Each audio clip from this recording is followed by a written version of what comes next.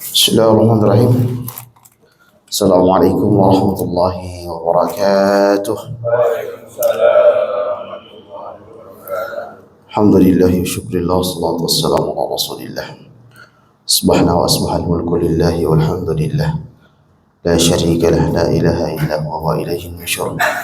Subhana ala fitratil islam wa kalimatil ikhlas wa ala dini nabiyina Muhammadin sallallahu alaihi wasallam wa ala millati abina Ibrahim hanifa wa ma kana minal musyrikin. Radina billahi rabba wa bil islam dina wa bi Muhammadin nabiyya wa rasulah.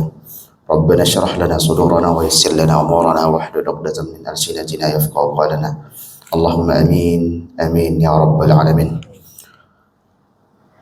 Alhamdulillah, kita bersyukur kepada Allah Subhanahu wa taala yang telah menghidupkan kita setelah mematikan kita sementara.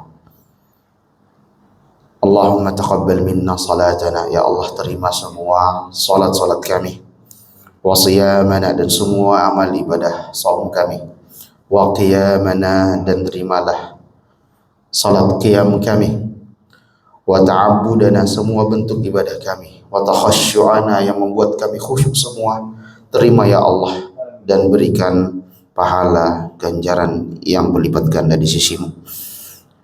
Kita juga bersalawat kepada baginda Rasulullah sallallahu alaihi wasallam.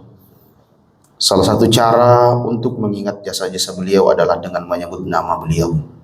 Allahumma salli ala Muhammadin wa ala alihi wa sahbihi ajma'in. Jamaah Allah Subhanahu wa taala, berhubung yang bertugas kali ini sepertinya tidak bisa atau berhalangan kembali, maka tetap kita lanjutkan. Semoga roh tanasuh, roh saling menasihati selalu hidup di tengah-tengah kita, apalagi di bulan Ramadan ini. Sedikit sebagai pengingat saja kepada kita semua jamaah sekalian, yang menarik ketika Al-Quran yang dibahas itu tidak ada ujung dari dalamnya makna yang terkandung di dalam setiap ayat yang ada di dalam Al-Quran. Ini tidak akan pernah habis sampai bumi ini hancur, tidak akan pernah habis kalau kita kaji. Akan ada hal-hal yang baru yang akan ditemukan setiap kali kita membaca, mendalami maknanya, maka sering kita mendapatkan hal-hal yang baru dari makna yang terkandung dalam setiap ayat yang ada dalam Al-Quran. Jamaah Allah Subhanahu wa taala, sebagai pengingat saja bahwa kita tahu semua Al-Quran itu diturunkan di bulan Ramadan, dan Ramadan dikaitkan dengan Al-Quran. Syahru Ramadan alladzi unzila fihil Quran hudan linnasi wa bayyinatin minal huda wal furqan. Ini ayat yang kita hafal semua, populer di kalangan kita, apalagi surat Al-Qadar, inna anzalnahu fi lailatul qadar, yang menjadi pengingat bagaimana interaksi kita dengan Al-Quran. Ya, kita bisa ukur sendiri bagaimana kita berinteraksi dengan Al-Quran, bagaimana kita membacanya, mempelajarinya, memahaminya, mengamalkan nilai-nilainya. Nah, itu masing-masing kita pasti berbeda, nggak mungkin ada yang sama. Ya, contoh paling kecil adalah cara membaca Al-Quran kita mungkin berbeda-beda.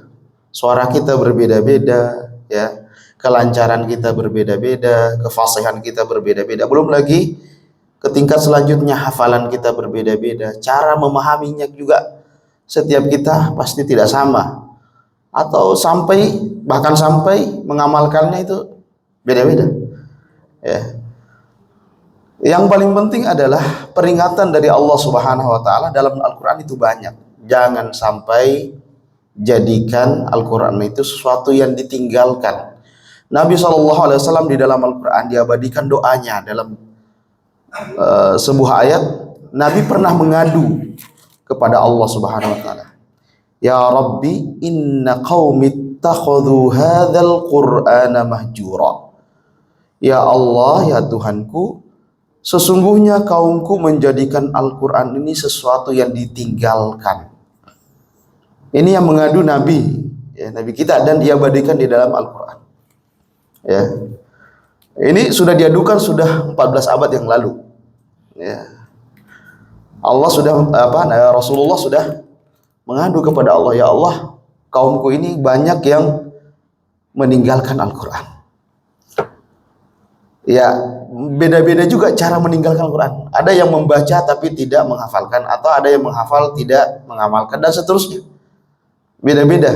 Jadi ada namanya hajrul Quran, hijrah dari Al-Quran. Ya, ada hajrut tilawah, meninggalkan tilawah. Hajrut tadabbur, meninggalkan tadabbur, dan seterusnya. Berbeda-beda cara orang, ya, cara orang berinteraksi berbeda-beda, dan cara meninggalkan Al-Quran juga berbeda-beda. Jemaah Allah Subhanahu wa taala, sebagai pengingat, dalam surat Thaha ayat 124, Allah Subhanahu wa taala berfirman, "Wa man a'rada 'an dzikri fa inna lahu ma'isyatan dhanka wa nahsyuruhu yaumal qiyamati a'ma. Qala rabbi lima hasyartani a'ma wa qad kuntu basira." Barang siapa yang berpaling dari peringatanku, yaitu Al-Quran, maka baginya kehidupan yang sempit. Wa nahsyuruhu yaumal qiyamati a'ma. Kami akan bangkitkan nanti pada hari kiamat dalam kondisi buta. Protes, ya Allah, kenapa harus buta? Padahal dulu saya punya mata, bisa melihat. Apa jawaban Allah? Kadzalika atatka ayatuna. Begitulah ayat-ayat kami datang kepadamu, tetapi kamu berpaling daripada ayat-ayat tersebut. Yang pertama adalah ma'isyatan dhanka. Kehidupannya akan sempit.